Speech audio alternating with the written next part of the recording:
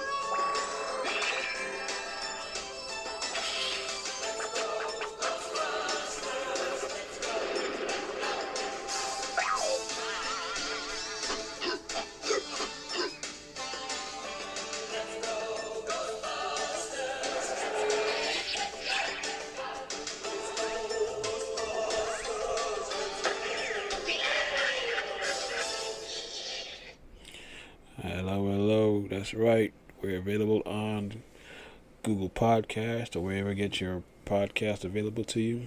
Rate us, review us, give some stars. Let us know how we feel, how we doing, so we can make this the number one podcast in America. First story is what? China is going to ban Marvel films in the country. They messed up by giving Shang-Chi. They gave him not what's the word I'm looking for? Not so friendly villain. They might rewrite the story of Shang-Chi so it can hit that market, because they want to get that market of China and get all the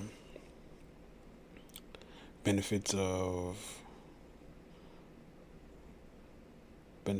that market, because it's 1 billion people and Marvel wants to get their foothold in there and get it quick. So I don't understand why they are not. Why would they write a story with Fu Manchu kind of derogatory I say villain? Yeah, villain is the word. Yeah, I don't understand why they would do that. So, more to come. I think they're gonna go ahead and change that in the coming future. Next, cheering in the press box. Is this a bad thing? Is this a unwritten rule that they adhere to in the media, where you can't cheer for the home team or the other team while you're in the press box? I don't know. I guess cheering in the press box is not a major faux pas. And if I was in the press box and the Braves were playing or the Falcons were playing, yep, I was definitely cheering for the Braves. So let's see what's up with that. That's kind of an unwritten rule. You're not supposed to cheer in the press box. Next subject, NBA play-in games. We might end up with what? Steph and LeBron in the play-in tournament, which starts, I think it starts tomorrow. No, 17th, probably Monday or Tuesday, because the last game of the season is on Tuesday. So how do you feel about LeBron and the Lakers, and it's Dame, LeBron, Steph, and Ja in the play-in scenario? Does this make Utah's chances better? And let's see how this should make, I think ratings will go up because of that. And for some reason they don't want to. LeBron making a big faux pas about them not having a playing game because he's in the playing game. So we're gonna see. Should be exciting. Our next topic is mock drafts. Football season is vastly approaching. So, who do you think will be the number one mock draft pick this year? Is it going to be coming off an injury?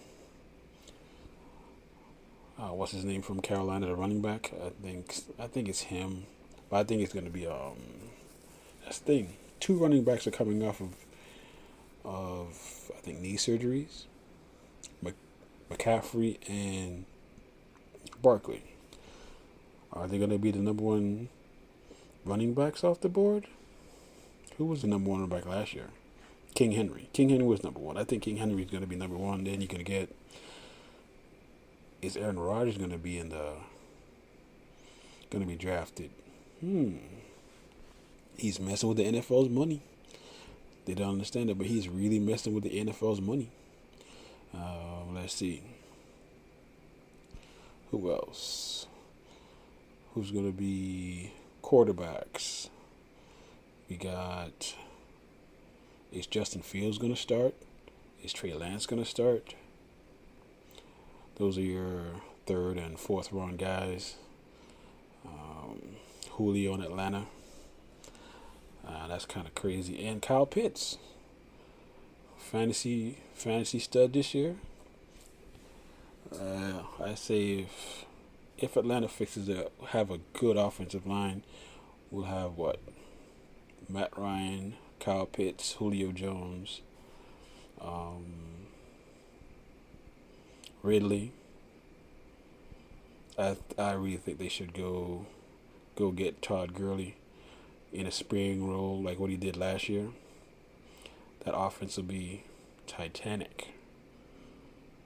Even the backup tight end, the 2 tight end set with he's on my team and forgets his name, but they didn't re-sign him. But that'll be crazy. I wish they would go get Todd Gurley. And fantasy would be what? Fantasy is going to be crazy this year. Got new quarterbacks, new receivers, and Mahomes, offensive line, another stud. And the crazy thing about it is that fantasy's right around the corner. A mini camp is up. Let's see what these guys are gonna do. And the only thing that might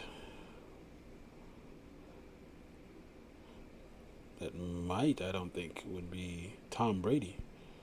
Is Tom Brady a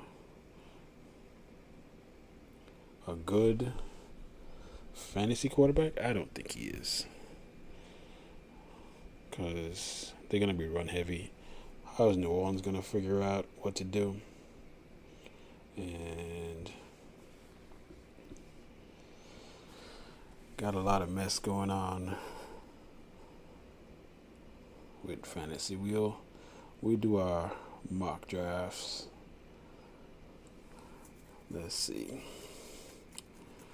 Moving to basketball, the Knicks were out. They're in the playoffs for the first time since 2013. They might be the 6th seed. They might be the 4th seed. They won today. Let's see how it shakes out. And our next topic is what? The Atlanta Braves. Yes, my Atlanta Braves have not got over 500 yet. Swing and a high fly ball, right center field, headed to the bullpen. Pablo!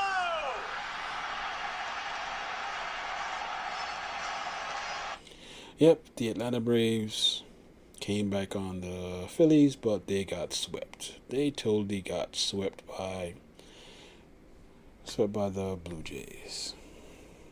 That's just crazy. The bullpen blew leads. Really, the bullpen just blew a lot of leads in that series. And I don't understand why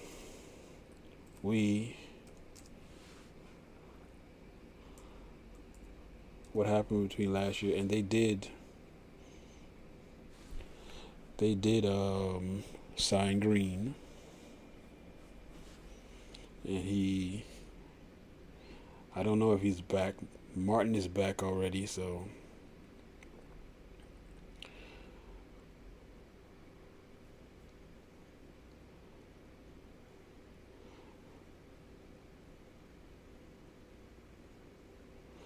yeah, Martin's back. The bench is going crazy, and we gotta get Acuna back from injury.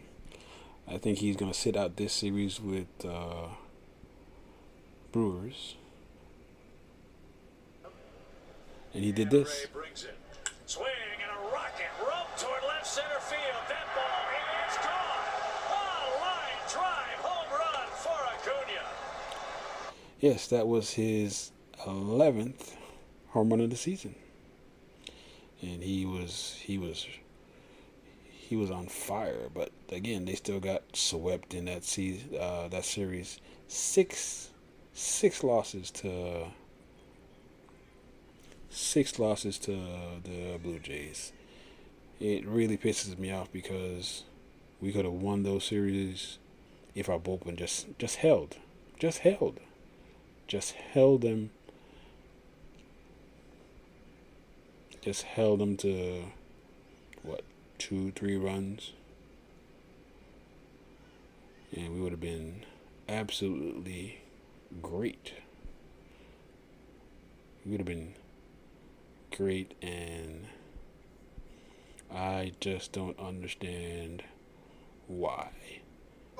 And Acuna did this. Swing and a high towering fly ball crushed to left by Acuna.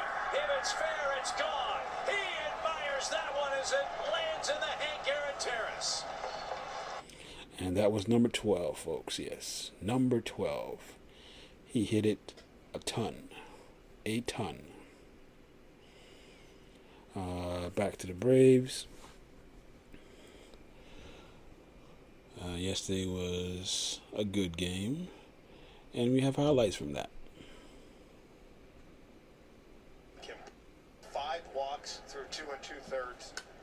Right back up the middle, off the pitcher's leg and into center field. That's going to score 1. Here comes Ozuna around. He will score standing up, and the Braves have taken the lead. Austin Riley is 2 for 2, and the Braves cash in those first 2 walks of the inning. It's now 2-1 Atlanta. Well, we said it, walks will kill you. So now Ender will come to the plate, bases loaded again. 64 pitches, not through 3 innings yet. Very uncharacteristic of Adrian tonight. Swing and a miss. He got it. Braves lead. I'm really pulling for Ender, man, because this is last year. I think this is last year with the Braves, and he needs to have a good season. Pache's on the interest list. So they do pull plug on Hauser. Eric Lauer up and 1 down here in the 4th. Here's Adrianza. They called strike 3. Lauer hit the edge. Yeah, Pache's on the injured list with hamstring. Ronald's on the injured list with a hamstring, and he just needs to ball out. Again, I pull for him. I pull for Camargo because I think those guys are Braves through and through, and we need to re-sign Freddie. Back to the highlights. The 4th, goes for the Brewers. 0-2. Swing and a miss. Blew him away with 94 up. Strikeout number 3 for Smiley. 2 away. That'll bring up Urias. And this one popped up a mile high left side. Riley gives chase on the warning track, has plenty of room. He's now retired 7 in a row. We head to the 5th. It's 2-1 Atlanta. Marcelo Ozuna is the batter. That's those great numbers against Milwaukee for all those times with St. Louis. 3-game hitting streak, now a left-hander on the mound. And Ozuna unloads first pitch. Told you, time for a selfie. That is off the scoreboard. A first pitch homer for Marcell Ozuna, and the Braves take a 3-1 lead. Right down the middle. See the backspin he gets. 439 happy feet. Atlanta adds to the lead. A little more breathing room for Atlanta. Ozzy will turn around and bat right-handed. He's 0 for 2 on the night. That is scorched towards center. Kane going back to the warning track. He'll turn. That one's off the scoreboard. Nice, smooth, easy swing for Ozzy Albies. Back-to-back homers for the Braves in the 5th inning. And it's 4-1 Braves. Anything you can do, I can do better. We go to the bottom half of the 5th. We're halfway home. First walk of the game for Smiley. It's a leadoff one at that here in the 5th inning. Popped up. Down the line, Freeman, over the shoulder catch. Nice play and foul ground for the Braves first baseman. Freddie's so good at that play. Makes it over the shoulder catch, makes it look easy. Beautiful play. Now an RBI chance for Colton Wong. 2 out. The pitch and a swing and a miss. Wong chased it, and Smiley has qualified for the win. 5 innings of 1-run ball, and the Braves lead 4-1. The Brewers half of inning number 6. Lorenzo Cain leads things off. Swinging a fly ball in the left center. Get out, baby, in the gap. It'll be a long single for Lorenzo Cain, but there's a start to the inning. First hit since the 2nd inning. 2 on. Travis Shaw is the batter. And on the ground, might be 2. There's 1. Dansby the turn, and Smiley with his 98th pitch gets 2 for the price of 1 and sends us to the 7th with a 3-run lead.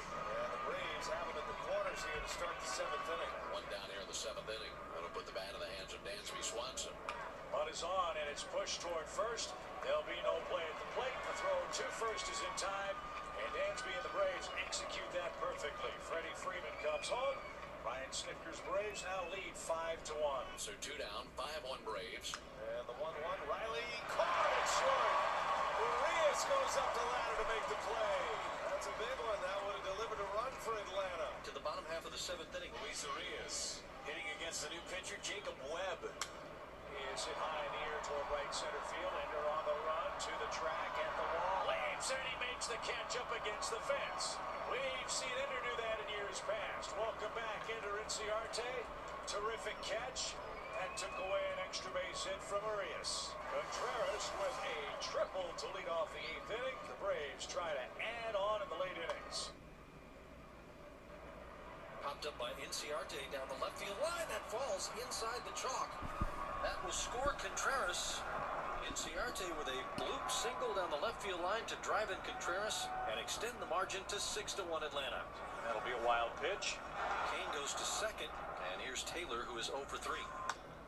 Taylor on the ground. Kane caught in a rundown. That is... And he missed it, but Kane's going to be safe. Man, that is a huge break. Talking about getting out of a pickle. That is a bad base running move by Kane. He knows better, but it all ends well. Take this one to the 9th inning.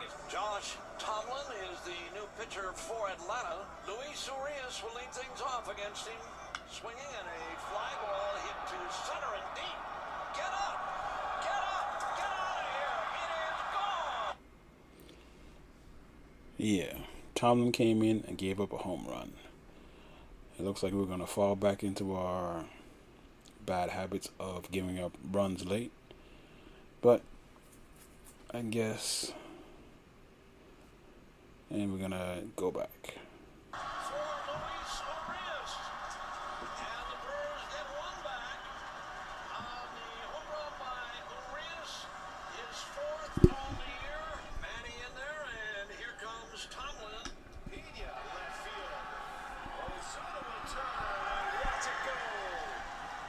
Back-to-back home runs for the Brewers. Manning with his second hit. And it's 6-3. Will Smith will come on. Now you've got Kane up there with Taylor on deck representing the tying run. 2 outs in the 9th. Swing and a shot to center, but Ender is there, and the Braves have won game 1. And the Yep, Braves won game 1. Yep. Going for the series win today in about 30 minutes. Breaking news. Guess who signed with the LA Dodgers? That's right. Albert Pujols. Pujols is now a Dodger. Is that surprising? Not at all. And I don't know the details of it, but yes, he is a Dodger. The rich just get richer, I see. And let's see how that works out. Yeah, yesterday, the Braves won 6-3. Junior hit a home run. Ozzy hit a home run. It's a awesome way to start the series. Okay, we're gonna go a little bit to. We're gonna go back. We're gonna talk about the NFL schedule, and according to, I guess, Pro Football Focus,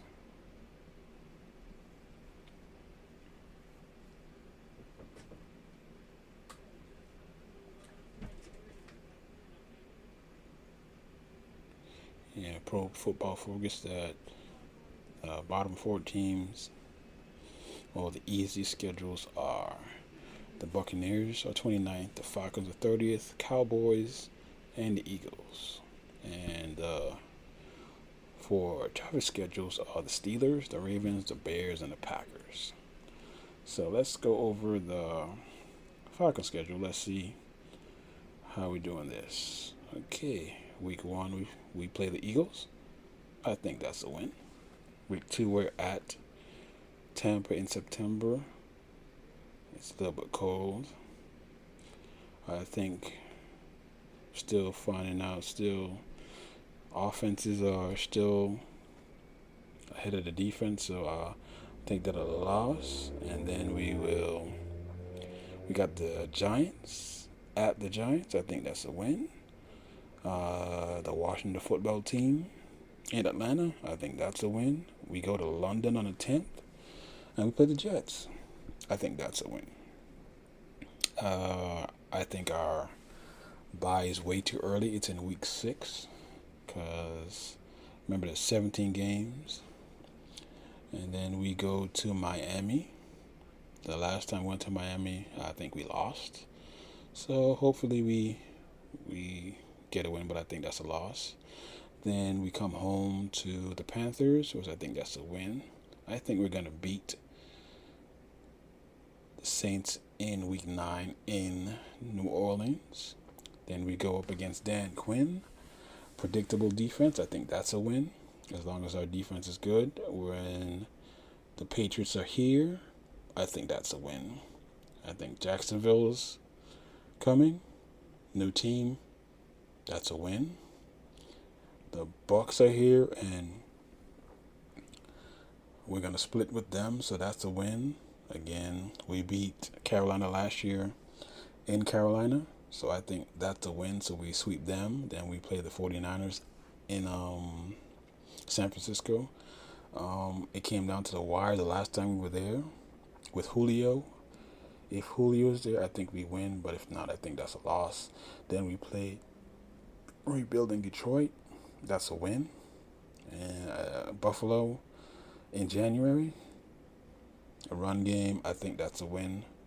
And New Orleans, I think we sweep the New Orleans Saints. That's a win. So 1, 2, 3. So 14-3. I think if with health and we have Julio, I think we can go 14-3. I really do. I think we can go 14-3, not blowing anything up. And the key is keeping Julio. He is the key. Him and the offensive line. We're going to be vastly improved this year. I really think we're going to be improved this year. And fingers crossed, no injuries. Yep, 14-3. Yes, call me a homer, call me whatever you want. 14-3, and at the other end of the spectrum, if they trade Julio, 10-6. 7-10. It's just insane that we would trade Julio and get a pick, and you can't even. Yeah, he gets injured, but that's production. That's a threat. So I understand. So let's take a commercial break to get our final story. And we are back. That's right. This is the Ninjas of Another Color podcast. Rate us, review us, Google Podcasts, and where you get your podcasts. Right now, we're going to go to our main story. Porsha Williams is engaged to somebody else's dude. Is this something we're doing right now? So, go ahead and take a listen. Is ready to walk down the aisle. Bring it on. I'm ready. And her fiance might look a little familiar to Real Housewives of Atlanta fans. On Monday, the Bravo reality star confirmed that she was in a relationship with Simon Guobadia, the ex of Porsha's co-star Fallon, posting this snap to Instagram alongside the caption, quote, "Our relationship began a month ago. Yes, we are crazy in love. I know it's fast, but we are living life each day to its fullest." I was just super excited to get out here and be able to have a good time. And while she stopped short of announcing her engagement, Simon later confirmed the two are set to tie the knot after a month of dating, sharing this snap on Instagram alongside a lengthy caption that read in part, quote, "I asked her to marry me because we checked all of each other's boxes, and then some." He also shared a snap of the ring, and it's huge. The CEO of Rare Carat tells ET the emerald-shaped diamond appears to be about 12 carats and estimates it's worth about $750,000. Thank you so much. Romance rumors linking Porsha and Simon reached a fever pitch on Sunday when the reality star shared snapshots from a festive Mother's Day gathering with Simon and her ex-fiancé Dennis McKinley. And in one pic, Porsha is rocking that big old sparkler on her ring finger. Simon's estranged wife, Fallon, announced their split after 2 years of marriage last month. At the time, the reality star took to her Insta story, writing that the, quote, mutual decision was not made lightly, and she and Simon are deeply thankful for the impact they have made in each other's lives, as well as the bonds they formed with each other's children. Fallon has 3 kids from a previous relationship, while Simon has 4 children of his own. And in Porsha's post, she breaks down the specifics of her romantic timeline with Simon, stressing that their relationship is completely unrelated to Fallon and Simon's divorce. Quote, "I get the optics, but Simon filed for divorce from a previous marriage in January. I had nothing to do with their divorce filing. That's between the two of them." She added, quote, "Fallon and I are not friends, and Simon's divorce has been settled. Our relationship is a positive, loving step forward in everybody's lives." And while the 39-year-old TV personality says the two are not friends, when Fallon was first introduced on the hit reality show, she was billed as Porsha's friend. This is Fallon. Nice to meet you. We brought a bottle. And this is my sister. This is my husband, Simon, everyone. How are you? You're good. Boom, boom. Yes. Nice to meet you. Thank you for having us. And when news of Porsha's engagement to Simon broke, some Bravo celebrities were quick to weigh in. Real Housewives of Atlanta alum Nene Leakes tweeted, quote, "So this the man that was on the show with that girl? Oh, now I see what y'all saying. Ouch." Meanwhile, Married to Medicine star Contessa Metcalf posted this message to Instagram, quote, "Reevaluating all my friendships." Y'all just okay. I just don't get it. I just don't get it. I really don't get it. I really don't get it that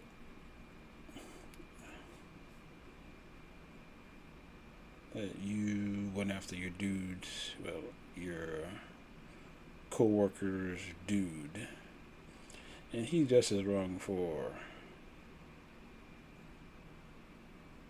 asking to marry her after 30 days. This is just my opinion.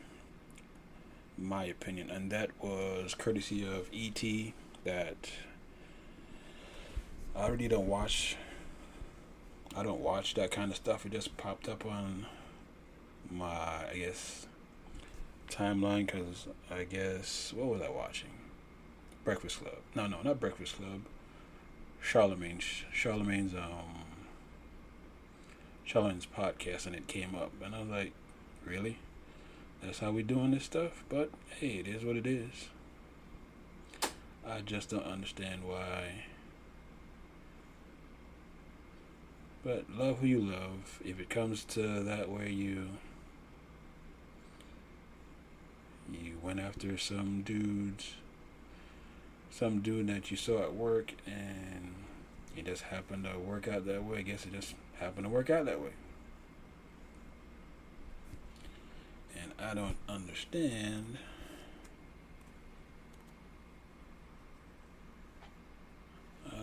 why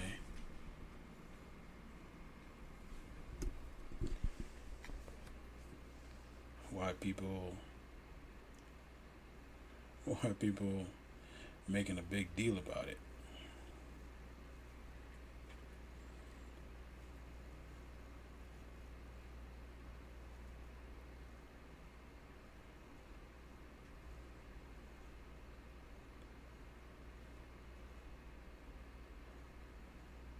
And rumor is that dude likes to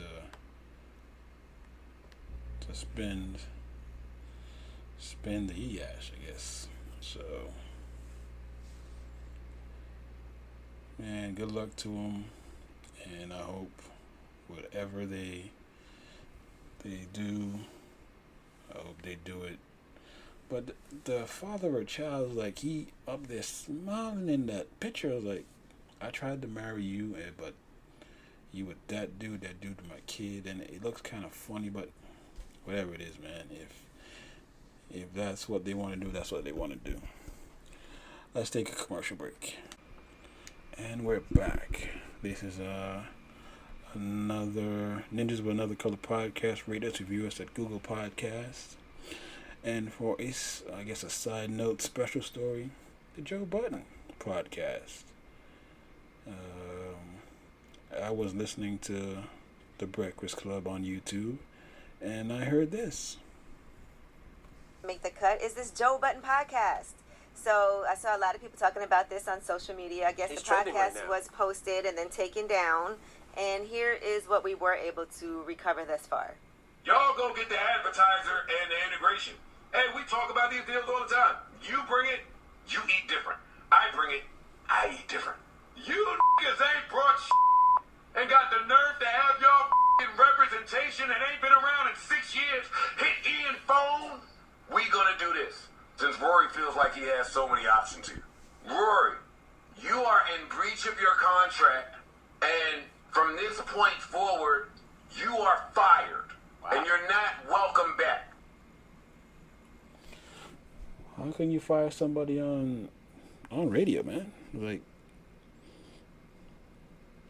again, I ain't in the workings of that, so.